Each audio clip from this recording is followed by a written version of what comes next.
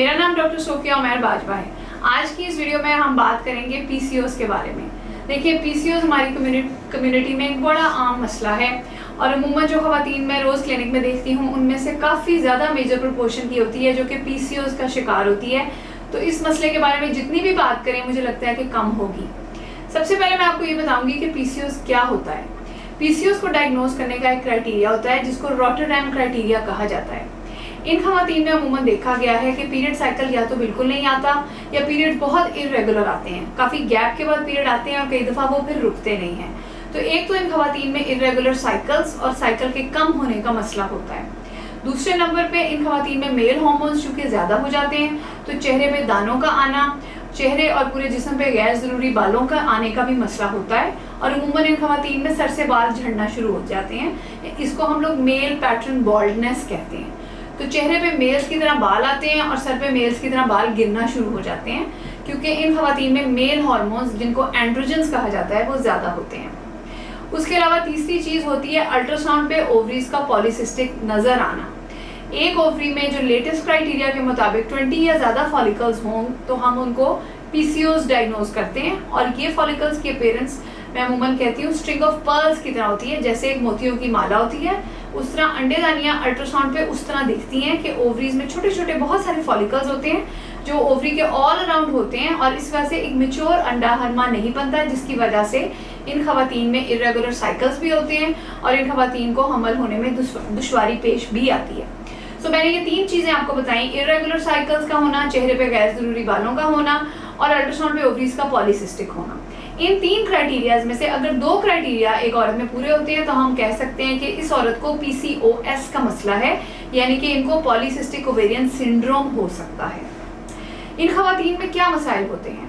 अगर ख़वातीन मैरिड नहीं हैं, अनमैरिड बच्चियां अमूमन मेरे पास आती हैं चेहरे पे गैर ज़रूरी दानों के साथ और चेहरे पे बहुत सारे गैर ज़रूरी बालों के साथ और सर पे बालों के पतले होने से और बहुत ज़्यादा माएँ बताती हैं, बच्चियाँ बताती हैं कि सर के बाल बहुत ज़्यादा गिरते हैं। एक तो ये कंप्लेन होती है मेल हार्मोन ज़्यादा होने की वजह से। दूसरी कंप्लेन इनमें अमूमन होती है इनको पीरियड्स टाइम पे नहीं आते, बहुत डिले होके आते हैं, बहुत कम आते हैं। और तीसरा मसला ख़वातीन में अमूमन वेट गेन भी होता है। ये मसाइल हैं जिसकी वजह से अनमैरिड ख़वातीन हमारे पास आती हैं। जो ख़वातीन मैरिड होती हैं वो इन मसाइल के साथ तो आती ही हैं, वेट गेन, चेहरे पे बाल हैं, दाने हैं, पीरियड रेगुलर नहीं है और प्रेगनेंसी होने में इन ख़वातीन को अमूमन दुश्वारी पेश आती है और ये ख़वातीन मेजॉरिटी ओवरवेट होती हैं। और इसी तरह अगर देखा जाए तो जो रिलेटिवली लेटर एज की ख़वातीन होती हैं वो भी इरेगुलर साइकिल और मोटापे के साथ आती हैं।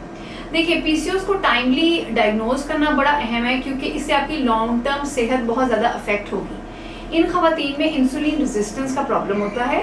बॉडी के अंदर एक हार्मोन होता है इंसुलिन जो ब्लड के अंदर शुगर लेवल्स को रेगुलेट करता है। इन ख़वातीन में चूँकि इंसुलिन रेजिस्टेंस का प्रॉब्लम होता है तो लेटर ऑन लाइफ में इन ख़वातीन में डायबिटीज़, कोलेस्ट्रॉल का ज़्यादा होना, ब्लड प्रेशर का तेज़ होना, ओबेसिटी बहुत ज़्यादा मोटापे का होना और इवेंचुअली दिल के अमराज का होना, ये चीज़ें हैं जो इन ख़वातीन को लेटर एज में अफेक्ट करेंगी। इसलिए यंग एज में अगर आपको ये मसाइल लग रहे हैं, आपको शक है, तो आपको चाहिए कि आप एक अच्छे गायनेकोलॉजिस्ट को दिखाएं ताकि टाइमली आपका पीसीओएस का डायग्नोसिस बन सके। अब हम बात करेंगे कि पीसीओएस का ट्रीटमेंट कैसे किया जाता है। देखिए, ट्रीटमेंट में इसमें सबसे अहम होता है लाइफस्टाइल। अमूमन पेशेंट्स में से जब पूछते हैं तो मैं ये बताती हूँ कि चाहे आप कोई मेडिसिन ना खाएं, आप अपने लाइफस्टाइल को चेंज करेंगी तो काफ़ी हद तक आप पीसीओएस को कंट्रोल कर सकते हैं। इसमें सबसे इंपॉर्टेंट होती है एक हेल्दी डाइट जिसमें कार्बोहाइड्रेट्स की इंटेक कम हो और आप अपने वेट में आपके बॉडी मास इंडेक्स बीएमआई को एक हेल्दी रेंज के अंदर लेके आएँ। इसके अंदर चाहे आप कार्बोहाइड्रेट कंट्रोल करें, कैलोरी कंट्रोल करें, कीटो डाइट करें, आप सबसे इंपॉर्टेंट है आप अपना वेट जो है वो लूज़ करें और रेगुलरली एक्सरसाइज करें। आधे से ज़्यादा मसला आपका इससे हल होगा। उसके बाद आजकल बहुत इंपॉर्टेंट एक सप्लीमेंट्स हैं मायोइनोसिटोल और डीकायरोइनोसिटोल। इनका बहुत अच्छा रोल है पीसीओएस का और सबसे इम्पॉर्टेंट बात यह है कि इन मेडिसिन का कोई साइड इफेक्ट नहीं है।